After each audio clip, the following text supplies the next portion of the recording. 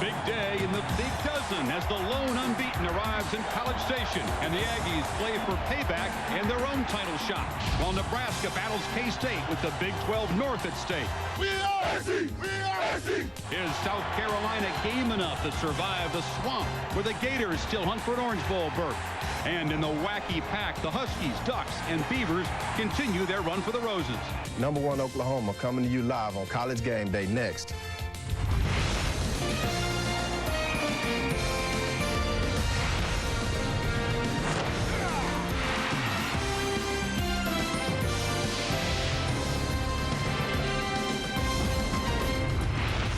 College Game Day is presented by Discover Car, proud sponsor of college football's premier pregame show. This is hardcore support, the traditional march-in by the Aggies Corps of Cadets. Membership required of all students until 62. Now it's co-ed, makes up 5% of the student body, but it's a very gung-ho 5%. Today, the Corps leading the charge into Kyle Field, but they've got a world record on their mind. They'll try to snap the Guinness World Record for the largest outdoor sports crowd. Welcome to College Game Day. Chris Fowler, Lee Corso, Kirk Herbstreit. Guys, this has been #1 on our Game Day wish list for years. We're finally here. We brought the DB meter. The Environmental Safety Department will measure the decibels during today's game as they try to break the all-time world record. First visit by a #1 team here since Earl Campbell and the Longhorns back in 1977. The Sooners arrive as the last of the unbeaten, still 4 games away from the FedEx Orange Bowl. Oklahoma has the nation's most powerful offense, the 8th-ranked scoring defense. R.C. Slocum told his underdogs yesterday, Sooners are like a big, nasty bull. They've thrown Cowboys off one by one. Not many Cowboys left in the ring. It's the Aggies' turn, and they are not afraid to jump on and try to tame that bull. Last year, of course, they did get gored. The count was 51-6. Down here, they do not want a recount, believe me. But they do want a chance at redemption. Sooners may have the schooner, but it is circling the wagons that the Aggies have made a way of life, and the date 11/11 has been circled, not as Armistice Day. People say they're the St. Louis Rams of college football. You know, you can go out there and play pretty good against them and hold them to a limited number of big plays and things of that nature. I think we got a good shot at winning this game. These guys are great. They have a potent offense, excellent defense. Even the special teams is outrageous. These guys have a very solid football game all around, but we're going to come in this weekend and play a hell of a game. The last 6 ranked visitors here have gone down. This is exactly the kind of setting where #1 teams get ambushed and the visitors' national title dreams die. A couple weeks ago, Oklahoma welcomed in the #1 team and hammered them. Now they must survive their first real challenge as a #1 team. Josh Heupel's first game as a serious Heisman frontrunner. Little extra baggage to carry, but if the Sooners get out of here unscathed, it'll be the strongest testament yet as to their mettle. It is good to be #1. Let's face it, that's what everyone fights to be. And it's motivating, you know, for our players to hold on to it. Probably does put a little added pressure on you. You know, obviously going to College Station, they get the #1 team in the country coming in there. I know how we felt when we had Nebraska coming into our place a couple weeks ago. So from a mental, you know, standpoint, it gives you, you know, them a little bit of an advantage. We're looking at it as motivation to hold on to it because not everybody gets a chance to be #1 in the nation. Everybody wants to be #1, and we want to hold on to it. Our outlook inside the locker room hasn't changed throughout the course of the season. We take each week the same that we always do. When we take the ramp on Saturday afternoon, we're going to be a very confident, poised football team who's going to be ready to play. Josh always says the right thing, but recent history sends a message to the Sooners today. The last 3 30-point woodshed beatings the Aggies took, they played the same team the following season right here, and they won all 3. A couple years ago, paid the Huskers back. So, off the Aggies' worst loss in 98 years, that blowout in Norman. Be careful. Be careful. I know Oklahoma is the #1 team in the BCS, and poor old A&M is not even ranked. But old Texas A&M's got a few things going for them today. Urgency. It's their shot at the #1 team in the nation at home for the first time in 23 years. Redemption. Oklahoma embarrassed Texas A&M last year. And if Texas A&M has any pride, and I think they do, they will try to avenge that loss, the worst loss in 98 years. The key is the crowd. Will the Texas A&M crowd, will they fight for their team and prove they're not only the loudest, but are they the best crowd and help the Aggies upset the mighty Sooners today? Are you done? You hit the team, you hit the fans. Anybody else you want to hit on here? I think we have a lean here early in the show. You know, what I witnessed last night being here at this stadium, 25,000 fans at a Yale practice was the most amazing thing I've ever seen in my entire life when it comes to college football. But you got to remember this about the Oklahoma team. They seem to be able to feed off of that kind of energy. They have not been intimidated or rattled all year long. So today will be another test. And the reason they don't get intimidated is quite simply the play of their quarterback, Josh Heupel. Josh Heupel has plenty of ability, but his #1 attribute is his ability to handle the crowd and his ability to handle stressful situations. We'll see today if he can continue that trend. Lee got him going to 114 just then. They got 14 more decibels to try to break that world record. And they have a message for you, Kirk. Yep. Josh Heupel will feel the noise. Hey, meanwhile, does this sound familiar? A controversy down in the state of Florida involving the selection of leaders, a debate over the process, part popular vote, part complex system of record. Some angry folks want an overhaul, some want a recount. Partisan agendas running amok. Of course, we speak of the BCS. That's what we're talking about. Miami and Florida Florida State waging that decimal point war down there behind Oklahoma, rooting for an Aggies upset today. In 17 releases of the BCS standings over the first couple of years here, the 7th time the polls have had a different top 2. Could get a leapfrog. Florida State will be hurt by playing Wake Forest. Miami has to watch out for Pittsburgh. Nebraska could cut into the lead if they beat Kansas State. Florida wants to be the deep closer. So, speaking of partisan politics, my friend, you voted Oklahoma number 3 last Saturday night. That's right. You hold forth. I mean, you're not making any friends in Miami either, by the way. Forget about it. Florida State 1, Miami 2, Oklahoma number 3. And let's take a look at the big picture of the BCS. And remember, this system was devised to put 1 versus 2, and they have done it 2 years in a row. It was also put into existence to get the best football teams at the end of the season. Everybody's complaining right now. Let the system run its course. And Kirk, forget everything head-to-head, let's play the whole season, and then if it's flawed, then let's change it. Let's play some football. Forget all this talk. You know why you want to forget about it? It's because your team's sitting atop the catbird seat right now. And you don't want to talk about head-to-head because Miami beat Florida State. That's a different discussion. Let's talk about Miami today. They play Walt Harris and the Pitt Panthers. I think Walt Harris may have one of the best offensive minds when it comes to preparing a team and getting them ready to play in a tough game. His quarterback, John Turman, has been successful today, or all season rather, throwing the ball downfield. The Canes have to get pressure on Turman. Jamal Green, big game last week, 4 tackles for a loss. We'll need to get in there.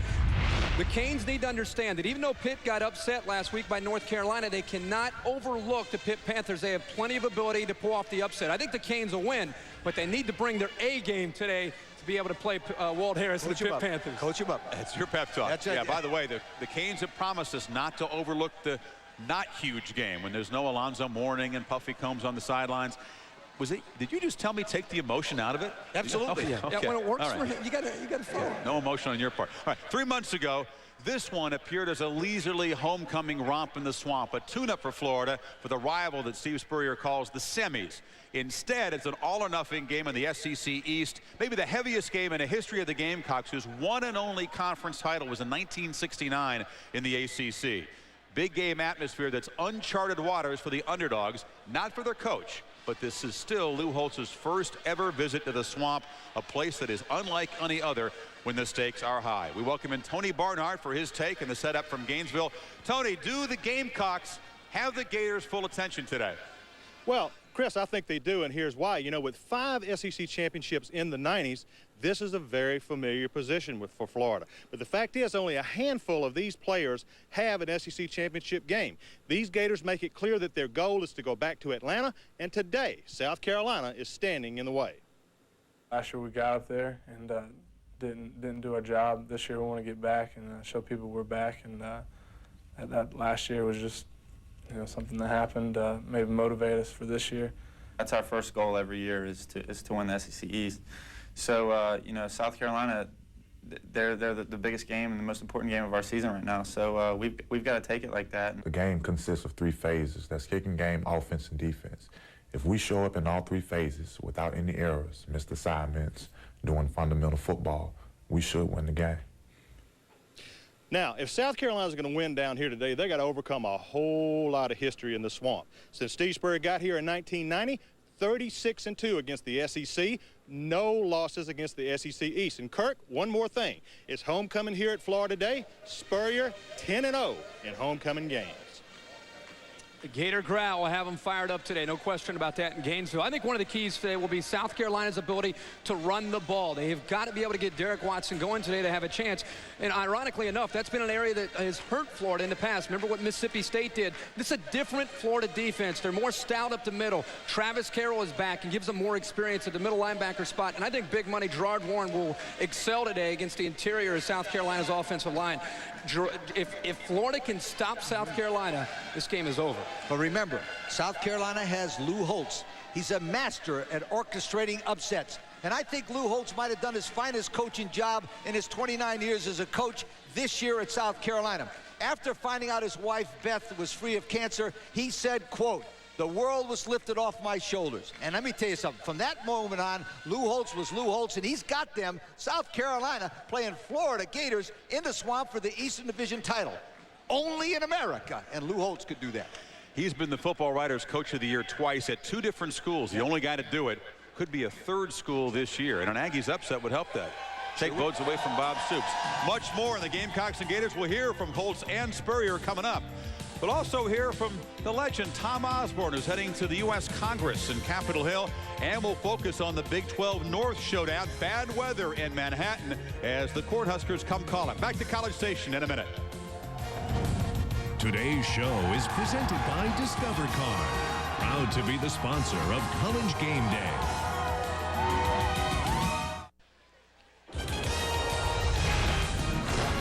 And welcome back to College Station. A cloudy day, overcast, nice and cool, but a slim chance of rain for this ball game. Very different story in the Big 12 North in Manhattan, where it's nasty, mixed precipitation, rain turning to sleet, possibly turning to snow for that big ball game. Teams that were taken out by the Sooners and the Aggies a couple of weeks ago meet in Manhattan for both. It's a means to revenge. Huskers can clinch a spot in the Big 12 championship game with a win. Kansas State needs a couple of wins for their chance at payback in Arrowhead. K-State thinks it's finally found a tailback in Josh Scobie. That could be good news in bad weather. He ran for 4 touchdowns last week. Jonathan Beasley eager to show Nebraska what he can do with a healthy shoulder. He couldn't raise his arm above his shoulder last year. He was 3 of 19. Dueling negative trends. Kansas State 1-19 against top 10 teams under Bill Snyder, but Nebraska on the road versus ranked teams now 1-4 under Frank Solich. The old road swagger, the supreme poise and hostile surroundings of the Osborne era is gone. Veteran Huskers, by the way, vividly recall that 98 loss in Manhattan. So do we. They say it is motivation today, but really, Coach, motivation means nothing if you can't control the line of scrimmage against a K-State defense that only averages 2.3 yards per rushing attempt by the opponents. Boy, you're absolutely right. You know, to beat Nebraska, Kansas State must play great run defense and then use a balanced offense, starting with the run with tailback Josh Scobie. Now, Josh has got great speed. He shows it right here as he breaks to the outside. He had 149 yards and 4 touchdowns versus Iowa State last week.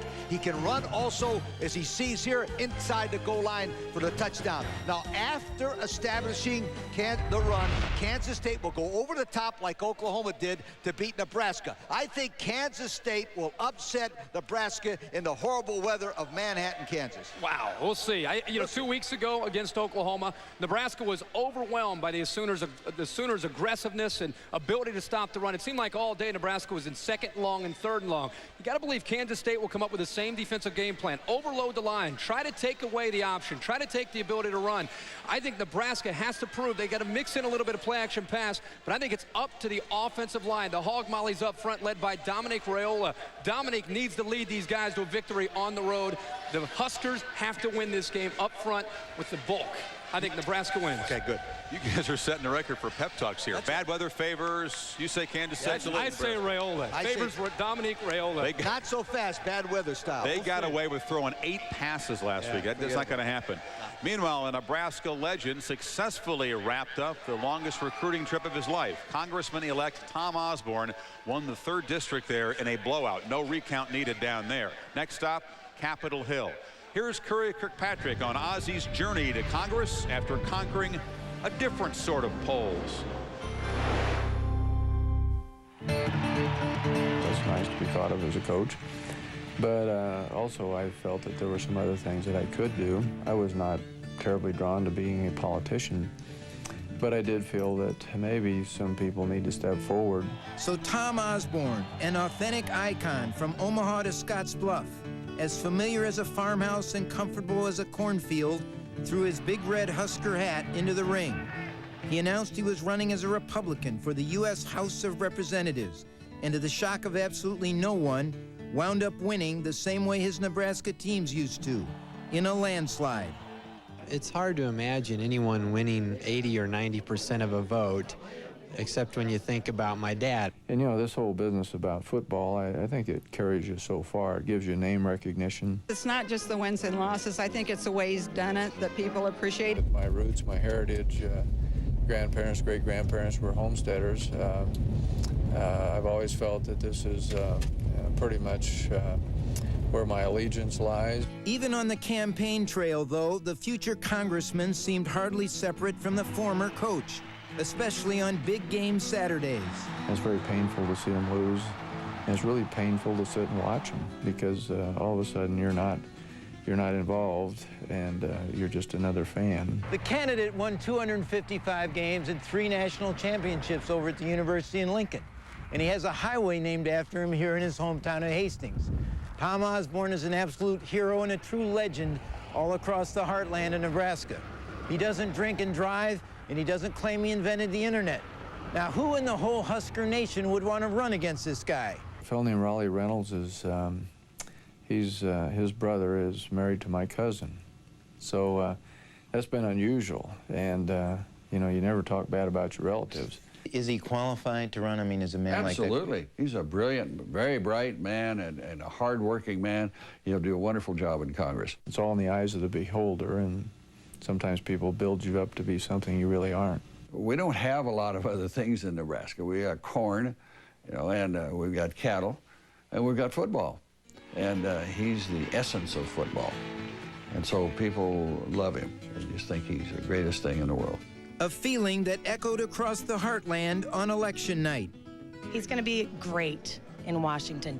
Go, Tom. Now comes the hard part, because once you have people who say they have some confidence in you, that they're willing to give you this chance, this opportunity, then they really expect that you somehow are able to deliver. Tuesday, a good day for some former sports figures who all won their elections. Besides Osborne, Steve Largent, Republican from Oklahoma, back in the House, as does J.C. Watts from that state. Herb Kohl, owners of the Milwaukee Bucks, elected to his 3rd term as senator of Wisconsin. And the former mile record holder, Jim Ryan, going back to the House from Kansas. Drew Brees, a native Texan, very much in the Heisman hunt. The final road hurdle for the Boilermakers Rose Bowl hopes today. We'll break that down coming up. As we come back to College Station, R.C. Slocum will join us coming up as we break down the Sooners and Aggies.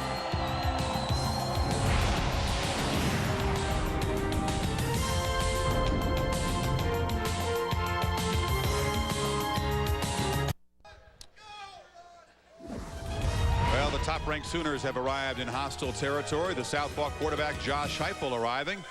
He arrives as the Heisman frontrunner. 9 out of 10 first-place votes in a straw poll that is published every week. Now, Heupel's closest rival as the Heisman frontrunner, of course, is Drew Brees. But the trophy is hardly on his mind today, as Purdue can smell the roses. Pasadena getting closer to West Lafayette every week. The only obstacles, a pair of Big Ten cellar dwellers. They will face the worst pass defense in the conference next week. Today they get the best pass defense on paper, although Michigan State was shredded by Northwestern's spread.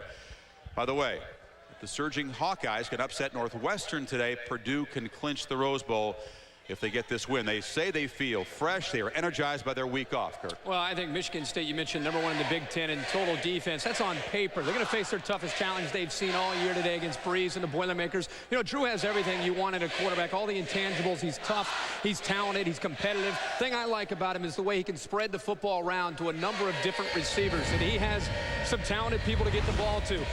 Vinny Sutherland is this year's Tim Dwight of the Big Ten, has great explosion and terrific quickness and toughness at a receiver. Kind of the security blanket is Tim Stratton. He catches ball after ball. He seems like he comes up with 10 catches a game, and Seth Morales this year leads the team with 17 yards a catch, can get deep. Now, I think Purdue needs to be on upset alert today. I really do. I think for the last 2 weeks, they've been patted on the back and told by people like myself, congratulations, you're going to the Rose Bowl. They need to be careful against Michigan State, playing them on the road. Michigan State has nothing to lose. They're playing at home. I think Drew Brees will find a way to win it, but I'll tell you what, it could be a scary one today for the Boilermakers. Forget about it. Right. Purdue is hot. They won 4 in a row. Michigan State is not. They lost 5 of the last 6 ball games. Purdue can score. Michigan State has scored 27 points in the last 14 quarters. That's my yo of the week. Forget about it. Purdue wins by 2 touchdowns at least. As bad as the Spartans have been, they can still go to a bowl game if they win 2 games. Ohio State, they have slim Rose Bowl hopes. They need a Purdue loss. Close. And Illinois, by the way, can get bowl eligible with a win. Plenty more coming out from College Station. R.C. Slocum will join us. We'll focus on the Sooner receivers and full tongue kissing. We'll explain. On Campus is presented by Outback Steakhouse, proud sponsor of the 2001 Outback Bowl. That is the George Bush Library, the former president and regular visitor here. Big Aggies fan on football Saturdays. Well, best band in the land. Ohio State fans can make a good argument. Perhaps Florida A&M a contender.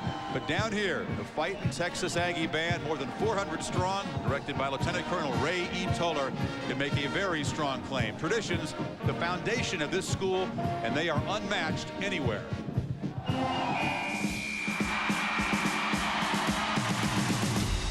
At Texas A&M, Reveille 6 is so highly regarded that not only does the mascot get exceptional treatment during the games, but during every day of the year.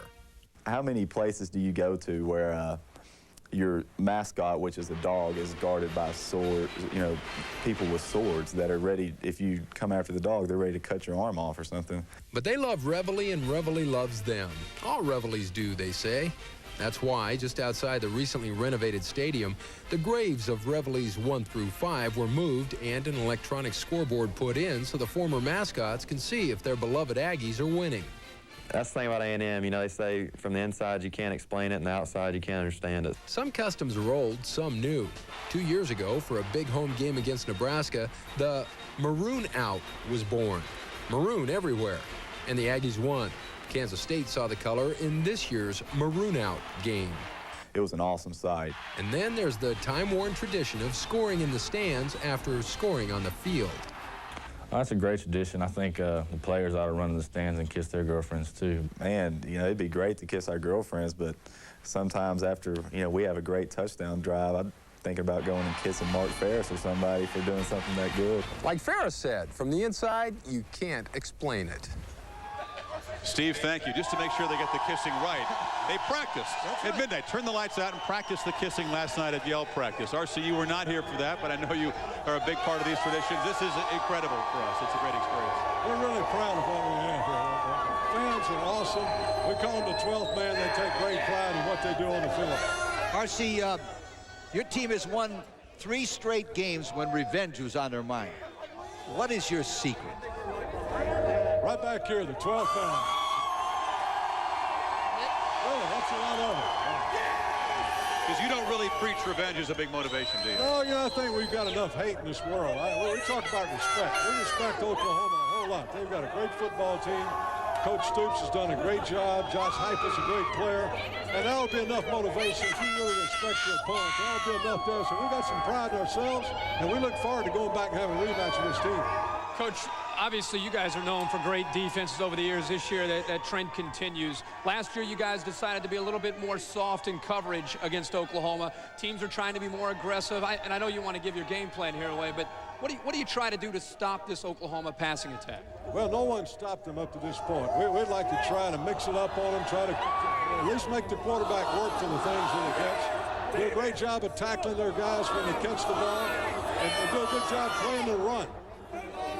Offense, let's face it, 3rd and long used to get the punt team ready. But of all the stats I've looked at, I'm just a TV guy, but I think that the stat on 3rd down over 7 yards, when you guys are converting 50%, that's amazing. Is this your best pass team ever, and does that stat right there give you the best chance to win? Well, it does. It gives us a chance that we're never out of it. If it's 3rd and long, 2nd and long, we've got a chance. Mark Ferris is a good football player. He's a young guy. He's a sophomore. He's got a quick release. He's a very steady guy, and I'm proud of our quarterback, too. And your receiver, Robert Ferguson, dangerous. He's been limping through practice, so you hopefully, I know you're hopeful, but you think he can contribute today? He's a real competitor. If there's any way possible he can physically play, he'll play, and he'll play great. I know his health is a big factor. It's a maroon out. Coach Slocum just told me the all-maroon uniforms, top and bottom. Wow. That's serious football when they put those on. Coach, good luck. Thanks for joining us. We appreciate it. Plenty more. We'll talk about this game coming up, but also focus on the Pac-10, where things are always wild and wacky. Another important day in that conference as Oregon State, and Washington battle it out for the Rose Bowl. We're coming back to Texas A&M after this.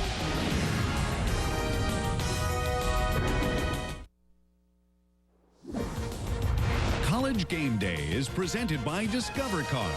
There's always something more to discover. There's the age-old controversy at a tailgate party, beef versus chicken. I think our vote is for brisket, I think, in this case. But what do we make of a conference where for the 3rd straight year the defending conference champion is no longer bowl eligible? That would be Stanford. Conference where 6 of 30 games, 1/5, have gone to overtime. A couple of them to double overtime, 2 triple overtime games, and where the leader, the undefeated team in the conference, just needed overtime to beat the last place team. Conference where 3 top 10 teams, and no other conference boasts that many, one of them's had to rally to win 5 times in the 4th quarter. That would be Washington. Well, we don't try to explain it. We just do what the Pac-10 participants do. Buckle up each Saturday, sit back, and relish the wild ride.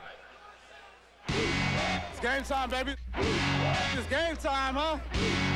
Touchdown! Broken up and Oregon wins! Oregon State is going to keep their Rose Bowl hopes alive. It's been amazing. I mean, there's been so many, like, overtime games. I mean, there's been games where it came down to a field goal and the field goal was blocked, or, you know, there were like 50-some points scored in the game where the, you know, offense were just going back and forth at each other. So it's been an amazing season. Wide open Robbins, touchdown Washington! Unbelievable! Touche! I mean, it's been amazing. He is stopped. Touchdown for 2, and he misses. We've been up, down, and everywhere you could think, but the great thing is that we found a way to win every time. Nothing's weird in this conference. I mean, anytime you got a league where the final scores are 38-32, 37-35, 35-32, 27-24 in overtime, and 44-38 in overtime, you're kind of talking about a crapshoot. It's into the end zone! Big touchdown for the Beavers! There's been so many close games, so many overtimes. Your guess is as good as mine as what it's going to be like, because there's a lot of things that can happen in the next 2 weeks. I think we know we're in the Rose Bowl race for real. We know that we control our own destiny. That's a great spot to be in, but it's a very fragile existence. A lot of times guys dream about being in the situation that we're in right now, and we're actually in it. I know you're watching. It's going to be a dogfight. I mean, it's going down to the wire now. Teams are starting to buckle up their chin straps tighter, and they're going to come up here ready to hit and bang. And that's what I like to see, though, out of the Pac-10. Hopefully, in our case, shoot. UCLA goes to Washington, beats them, we win the next 2, and we'll see you in Pasadena. We don't look at anybody to lose and hoping that somebody will beat somebody else, so that way, you know, we can clinch anything like the Rose Bowl. Ever since we started Pac-10, we've been on a roll, so we've been running with it, and it's a race to the Rose Bowl, we said, but we got to make sure when the race ends, we're first. Well, today in Seattle, after dark, it's going to be real cold when the Huskies and Bruins are playing that critical 4th quarter. The Bruins are basically spoilers, since improving their bowl position means spending the holidays in El Paso, not Hawaii, with Marshawn Lynch. So a dubious motivation. Yeah, you got to wonder what kind of effort they're going to have today. If you look at UCLA's offense since Corey Pass has come back, they're averaging 36 points a game. Their problem has been on the defensive front. They're banged up. Teams have been able to run the ball the last few weeks, and Washington will look to continue that trend, running the ball with Willie Hurst. Willie has been able to come in these last couple weeks. He's averaging 9.6 yards a carry, and he's scored on some big runs, 17 yards, 22, 23, and 65. He gives them great experience in the backfield that complements Tuiasosopo very well. He's playing with a lot of confidence right now. And today, I think UCLA has the ability to score points against Washington, but the game is being played in Seattle, and I don't think UCLA will be able to stop Washington from scoring. So between Tuiasosopo and Willie Hurst, Huskies win another close one, but this time it's going to be at home. I agree with you, but let me give you another reason why Washington's winning. It's Coach Rick Neuheisel. He can coach them up, and he does it with close ball games. Washington has won the last 3 ball games by a total of 10 points, but here's an amazing stat. Rick Neuheisel has won 15 games at Washington, 12 of them coming from behind. That is amazing. Neuheisel's terrific coach on the sideline. Tuiasosopo, clutch player. I think Washington outscores UCLA in the shootout. What you guys say makes sense. They want it more. They're at home. I just get a funny feeling. UCLA, I don't know why. You call me nuts. Okay. Deshaun Foster's healthier. His right hand, he can now hold the football for a change. Washington rooting hard for Oregon State because the Huskies' best chance at a Rose Bowl is a 3-way tie. Beavers visit Tucson tonight. Well, Oregon State's offense, if you haven't seen it this year, it's all about big plays and balance. You know about Ken Simonton, Patrick McCall. They're responsible for the ground game. It would not be complete without Jonathan Smith and the Beavers' big play passing attack. He's only completing 48% of his passes, but it's big play after big play. He averages 221 yards a game, and he keeps teams from crowding the line and trying to prevent McCall and Simonton from having a big game. Now, today against Arizona, they've lost 3 games straight by a combined 10 points. You got to wonder what kind of psyche they're going to show up for in this game. I think it'll be a close game. Arizona will keep it close, but the big plays of Jonathan Smith through the air win it today for the Beavers. You know, it's odd. Their offense is real good, but nobody has squandered more red zone chances in the Pac-10 than Oregon State. And Arizona plays the best red zone defense in the conference. Big plays. Meanwhile, a Beavers loss tonight would deliver Oregon to the Rose Bowl if Ducks take care of business against Cal in a 20th home win.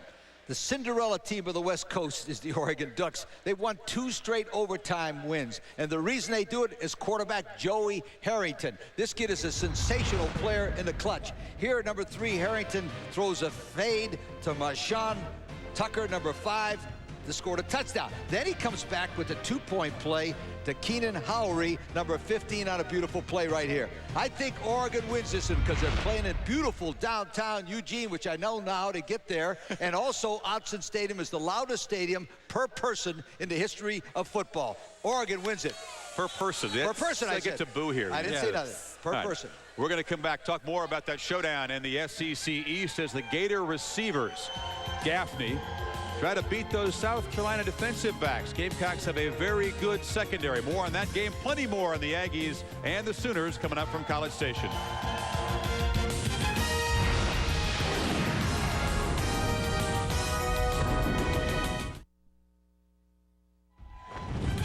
In College Station, the countdown to kickoff continues. A great atmosphere building. Aerial footage provided today by Tostitos. We thank them. Back now to the Gamecocks and the Gators for the ticket to Atlanta as the SEC East champs. The conference's top-ranked defense versus the #1 offense. Meanwhile, when South Carolina's got the ball, keep an eye on that left side of the offensive line. Injuries have it reshuffled. That protects Phil Petty's blind side. Alex Brown does consider this a big game, so beware. On the sidelines, of course, it's the pacing Lou Holtz against the contorting Steve Spurrier. It's kind of a curious match here. Holtz considers himself the lifelong underdog. The scrawny, myopic, lisping guy, those are his words. Spurrier, of course, the SEC's bully, always the golden boy, Heisman Trophy winner who married the homecoming queen. It might surprise you, but Tony Barnhart had discovered a mutual admiration society built on much more than just football. I'm a great Steve Spurrier fan. I really and truly am. And I think he's been successful at everything he's done. He's fair, he's tough, demanding, gets the most out of his players. And they're really prepared to play. I love to play golf with him. He's a great golfer. His swing doesn't look very good. If you just want to put my swing on a video and his, I would come out ahead, but he beats me like a yard dog. We have a good friendship. We don't really talk a lot in the off season, but at the SEC meetings, we sort of gravitate and sit next to each other and sort of make light of all these serious discussions that were going on amongst the coaches there. Yeah, he is a little bit conceited, but he should be, and I say that's what makes Steve Spurrier. That's why his teams are so great. There are a lot of people that are very jealous of Steve Spurrier. I'm not jealous of Steve Spurrier. I admire Steve Spurrier. In 1998, the level of friendship between Holtz and Spurrier was clearly evident. With Holtz's wife Beth struggling with throat cancer, Steve and Jerry Spurrier paved the way for her to see Gainesville's Dr. Nick Cassisi, one of the nation's best cancer specialists. They came over, they visited her, they just did everything they could. And you can't possibly repay somebody. I didn't ask him. He went above and beyond. And not only that, he made sure that my wife was not feeling alone up there. So How do you repay a friendship like that? That is the Steve Spurrier we don't hear about. The Steve Spurrier we now know was influenced heavily by Holtz. As a rookie assistant at Florida in 1978, Spurrier was sent to Arkansas to study Holtz's offense. But he left Holtz having learned a lot more than just football. Coach Holtz is one of the best speakers in America. I don't know how many he still does a year, but he makes a bunch of dough speaking. And so I've just sort of asked him a few little questions, but I've heard him 3 or 4 times at banquets. So if he's a guy you want to emulate a little bit as far as the speaking, because he is good at it. Spurrier believes some of Holtz's very best speaking takes place when he builds up an opponent before a big game. Said Spurrier, he'll probably compare our offense to the St. Louis Rams. I don't think that's quite accurate. If you look at it, they're averaging more points a game than the St. Louis Rams. Yeah, I think he just has some funny little lines every now and then, and I kid him about some of his lines, but that's all they are. I can assure you, he tells his team now, don't worry about what I say about us. We're ready to play those guys. I personally feel that we're going to need a miracle to win, but I do believe in miracles. And we're going down there with every intention of winning this football game. I know nobody gives us a chance, but just like the election, strange things happen. Maybe when they score, they'll put it up on our side of the board. I don't know, but we expect a miracle. But one thing's for sure, everything's going to be determined in Florida. Now, obviously, these two guys like and respect each other, but let's be clear on this. You will never, ever find 2 people who are more competitive than Lou Holtz and Steve Spurrier. Coach, you know both of them. There's a lot on the line today, and neither one of them is going to back down. And especially the old ball coach, Steve Spurrier. The old ball coach, Steve Spurrier, likes to put in a bunch of new ball plays for big ball games. He's now even using his defensive players to play on offense, if you can believe that. Here's a situation where he hits number 8, Rex Grossman, hits number 3, Lito Shepard, the star defensive back, a la Deion Sanders in Florida State. He goes 47 yards on a quick screen. Now, South Carolina will play excellent defense. Lou Holtz is a masterful motivator. But it's not mental. It's physical. And the Gators will eat them up in the swamp.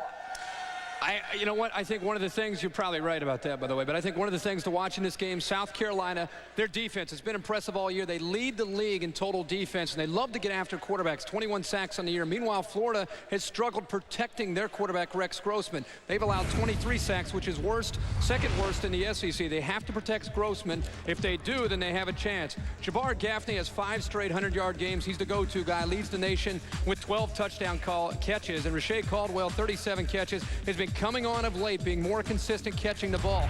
South Carolina doesn't like to give up too many big plays. Only 2 touchdown passes on the year. I think they're going to play zone. I think Robert Gillespie could have a big day today. Gators are playing at home at the Swamp. Gator growl for a right to go to Atlanta. South Carolina's had a magical year, but this is a little bit too much that they can handle. I think Florida wins big. But if you think the Gamecocks are one-year wonders, headed back to the basement next year, forget it. They only have 9 seniors on the 2-deep. They lose 5 starters. They might be here for a while if he can keep recruiting. Coming up, we'll hear from Steve Spurrier Jr. He's on the Sooners staff. He's got a collection of ex-walk-ons and ex-running backs who have been extraordinary receivers for Oklahoma. That's next from College Station.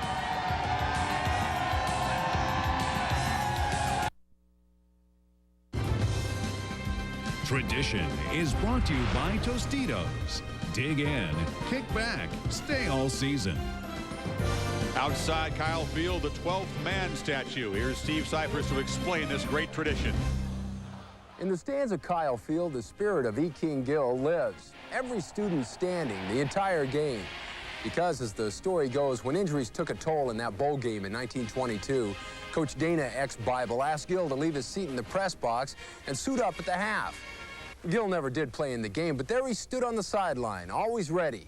And Aggies noticed. That they're always standing ready to help. That's something that's very meaningful to me and to our football team. And without them guys, I don't believe we win any games. But the 12th man is more than the crowd in the stands. On the field, each game, a walk-on symbolizing the student body is given the number 12 and a position on the kickoff team. Every week, it's L5, right next to the kicker to his left. What does it mean to wear that 12? It's the greatest feeling in the world. Second only, perhaps, to actually making the tackle. the way Bobby Jordan did on the opening kickoff and the Aggies' final kickoff against Kansas State. If they make the play or make the tackle, it just gets the crowd hyped up and it gets you more ready to go. That number 12 is pretty much the main reason that I came here, so I get a chance to play. The competition is great. It begins in the offseason, continues through spring ball, and in the fall when practice is spent on scout teams doing grunt work. All for the right to run down on a kickoff and wear number 12. You can feel everybody looking at you. I like the reason why people identify with that 12th man, because we all have a little 12th man in us. What would happen to a coach if he came in and said, guys, we're going to do things my way and we're not going to have the 12th man anymore? What would happen to that coach? Probably get fired. Oh, he would be gone in a heartbeat. No, the 12th man is here to stay. As long as Aggies remember E. King Gill, the 12th man will be around, covering kickoffs and standing, always ready. And ready today, proudly wearing number 12 on the kickoff coverage is... No, that would be a nightmare. It is sophomore Eric Stanford, who's made a couple of tackles on kickoff coverage, but I will proudly cherish this, as all of us will here. Meanwhile, wearing number 12 for the Sooners, a sophomore, Curtis Fagan. He's coming off a hat-trick touchdowns against Baylor there. Fagan, part of a young, talented receiving corps for Oklahoma, a fivesome that's made Josh Heupel look very good. And just like their quarterback, who went from South Dakota to Snow Junior College to Heisman contention, this posse of pass catchers has traveled a very unusual path to prominence. Today, watch this subplot. Young but athletic Aggie DBs coached by R.C. Slocum's son, Sean, trying to smother athletic young receivers coached by Steve Spurrier's son, Steve. Shelley Smith on this once ragtag collection that is now catching on in a huge way.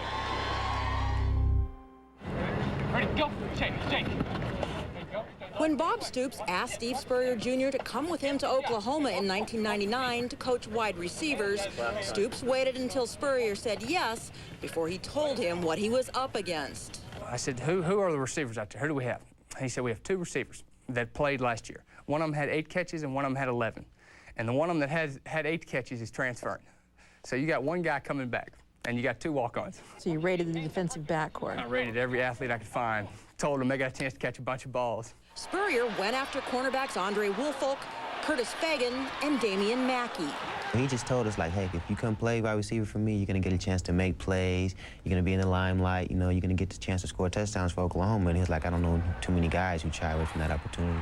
And I would show my tapes of Florida, and I had my highlight tape with Ike Hilliard and Riddell Anthony and Jaquez Green and Danny Warfel all running around. So they sort of looked at me like, maybe this guy knows what he's talking about a little bit.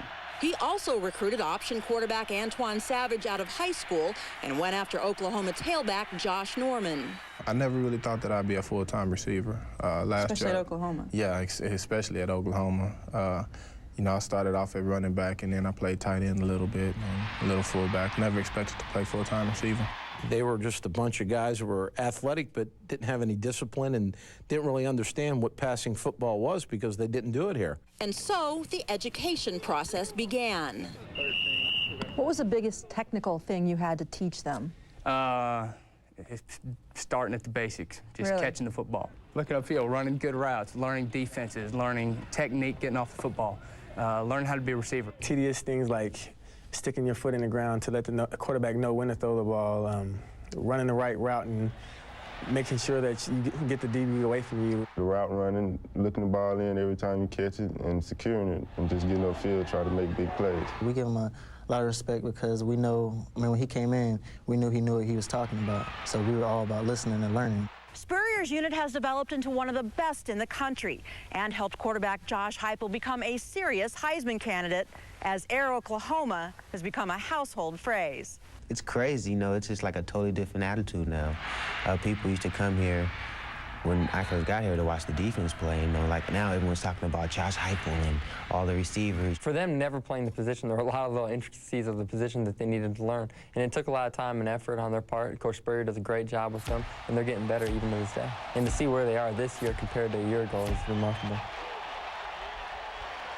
There's Josh Heupel warming up live. He's already had a bunch of receivers who have proven, Kirk, that they can take hits and not fumble and drop the ball. They have to do that today, too. Yeah, you know what? One of the things that you got to love about Oklahoma, everybody wants to talk about the wide receivers and Josh Heupel, and deservingly so. But the thing that I appreciate about their offense is the toughness and the ability to run the football. It gives the Sooners great balance. You go back to '99. It's the biggest difference between them last year and this year. 18 rushing touchdowns all year, already 27. It's because of that man, Quentin Griffin, 13 scores on the year. And look out for the big fella, number 3, Josh Norman, can come around on the reverses, has great size at receiver, and they like to use him in running the ball. He's a former tailback. Now, OU's system, in my mind, this year has been flawless. Today, A&M will try to diffuse them with a lot of emotion and skill in the secondary, but I'll tell you what, I think the only thing that can stop Oklahoma's offense is Oklahoma. They are that good. I don't agree with you, but I'll tell you about that later. Now, in my opinion, to beat that Oklahoma quick defense, I think Texas A&M has to establish the hard-nosed running attack, fake the ball, then go over the top for touchdowns. The 2 key guys, running back Jamar Toombs, number 5. Look at him. Toombs, strong inside runner. And he's getting a touchdown right here. Then after they do that, they go to number 10, Mark Ferris. He threw for 246 yards against Oklahoma State in the last game, and that's to Robert Ferguson. I think A&M, ball control, 1st and 10. Do it again. Keep Oklahoma's offense on the sideline. That's one of the key wins, I think, ways that Oklahoma will be beaten by Texas A&M. Well, the last big road game, they had a 9-minute edge in time of possession at Kansas State. Did it with 11 yards rushing, which is amazing. We're coming back. Final predictions and a preview of Big Ten football coming up.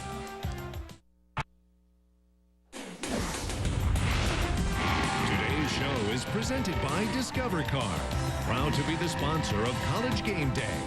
And in part by Suzuki, engineered to fit your life. Predictions here next, then Penn State, Michigan for a preview to Steve and Todd. Guys?